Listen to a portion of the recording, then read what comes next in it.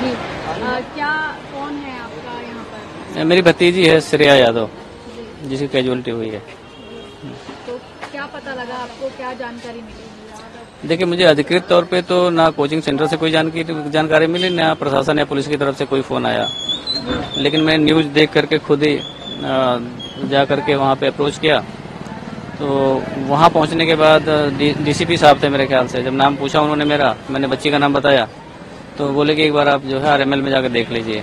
तो रात तकरीबन 2:30 बजे मैं यहाँ आ गया था। तो मोचरी में 3 बच्चों की डेड बॉडी रखी थी, 2 बेटियां थी और एक लड़का था। तो उससे मैंने कहा कि मैं एक बार मुझे चेहरा दिखा दो, मैं पहचान लूँ। तो बोला सर ये पुलिस केस है, हम दिखा नहीं सकते। फिर बोला एक पेपर है मेरे पास, आप उसको देखना चाहें देख लें। तो उनमें 3 बच्चे थे, एक श्रेया यादव भी नाम लिखा हुआ था। तो फिर मेरी इतनी हिम्मत नहीं हो रही थी मैं उसके अंदर जाकर देखूँ भी, मेरी स्थिति ऐसी नहीं थी। फिर मैं बाहर आके गाड़ी में बैठ गया। फिर सुबह तकरीबन 6 बजे 6:30 बजे के बाद दोबारा गया मैं। तो मैंने कहा भैया आप तो दिखा दो, रात में तो आप मना कर रहे थे, रात में नहीं दिखा सकते। तो बोले अभी जब तक पुलिस नहीं आएगी, आईओ नहीं आएंगे, तब तक हम नहीं दिखा सकते।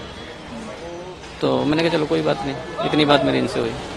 आपको जैसा आप टीवी देख रहे थे, क्या आपको जानकारी मिली जब आपने देखा, क्या था मतलब? हाँ, बजे का समय था मैं जब न्यूज देखा तो तकरीबन 11:15 का समय था। मैं खाना वाना खा के उसके बाद बैठा, तो मैंने सोचा न्यूज देख लूँ। तो उसमें ये आ रहा था कि राव आईएएस स्टडी सर्कल के बेसमेंट में पानी भर गया है और रेस्क्यू ऑपरेशन चल रहा है और बहुत सारे बच्चे फंसे हो सकते हैं। करीब 20-22 बच्चे बाहर निकाले गए हैं। तो उसमें फिर कैजुअलिटी की एक आ गई खबर कि एक बच्ची की कैजुअलिटी हो गई। फिर मैं 5-7 मिनट बाद 2 बच्ची की कैजुअलिटी आ गई। तो चूंकि एडमिशन मैं नहीं कराया था तो मुझे पता था कि उसी में है। फिर मैं मुझसे नहीं रहा गया, मैंने कहा कि अब मैं जाके देख के आता हूँ। फिर मैं रास्ते में जाकर के कोचिंग वाले को फ़ोन करा और बिटिया का फ़ोन मिला तो उसका फ़ोन बंद आ रहा था। तो कोचिंग वाले को फ़ोन मिला, एक बंद आ रहा था। एक दूसरा नंबर मैंने मिला, दूसरा मिल गया डीपी सिंह कोई है। तो डीपी सिंह से मैंने पूछा, मैंने कहा कि क्या आपके कोचिंग में इस तरह कोई घटना हुई है? बोले हाँ हमारे कोचिंग है, रेस्क्यू ऑपरेशन चल रहा है। तो मैंने कहा मेरी बिटिया का एडमिशन हुआ है श्रेया यादव, क्या वो भी तो नहीं है इसमें? तो बोले सर अभी नाम तो नहीं बता सकता, पर 2 कैजुअलिटी हुई हैं, 3 कैजुअलिटी हुई हैं, 2 बेटी और एक बेटे की हुई है।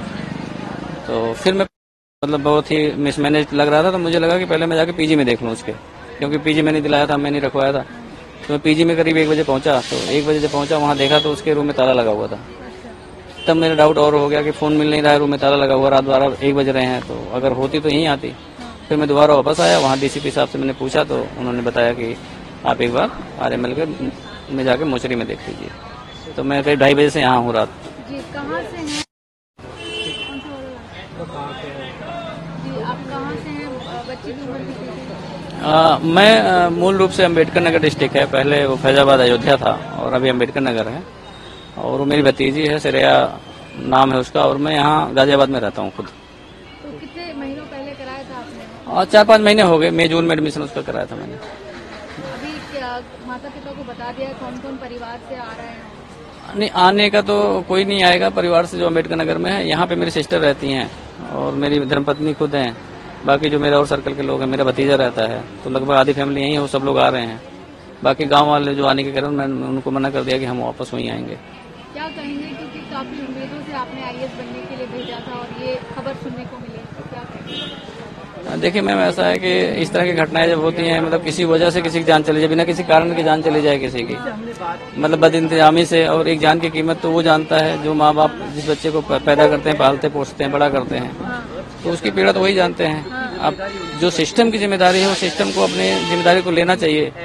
और प्राइमा फेसिया मेरी ये डिमांड है कम से कम कि जो कोचिंग के ओनर हैं उन पे गैर इरादतन हत्या का मुकदमा जरूर दर्ज हो, ताकि जितने और कोचिंग सेंटर्स हैं, चाहे मानक से बनने हैं नहीं बनने हैं ये तो बात का विषय है, लेकिन कम से कम वो उनकी अपनी जवाबदेही ये हो जाए कि अगर मेरे से कोई लापरवाही होती है, मेरे सेंटर में कुछ ऐसा होता है, तो पहली जवाबदेही मेरी हो जाएगी। तो इसको रोका जा सकता है और रोकना चाहिए। ये देश का नुकसान है, कोई किसी एक का नुकसान नहीं है।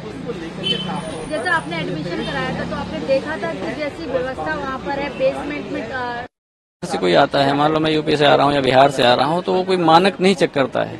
जैसे हम अंदर अगर लाइब्रेरी देखने गए तो हम देखेंगे उसमें सिटिंग है कि नहीं है, कंप्यूटर्स है कि नहीं है, बुक्स हैं कि नहीं है। आदमी ये देखता है, ये नहीं देखता है कि भाई कितने में बना हुआ है। हम तो ये देखते हैं भाई 20 से लगे 20 लोग बैठेंगे। तो ये तो जो भी कॉम्पिटेंट अथॉरिटी है उनको देखना चाहिए।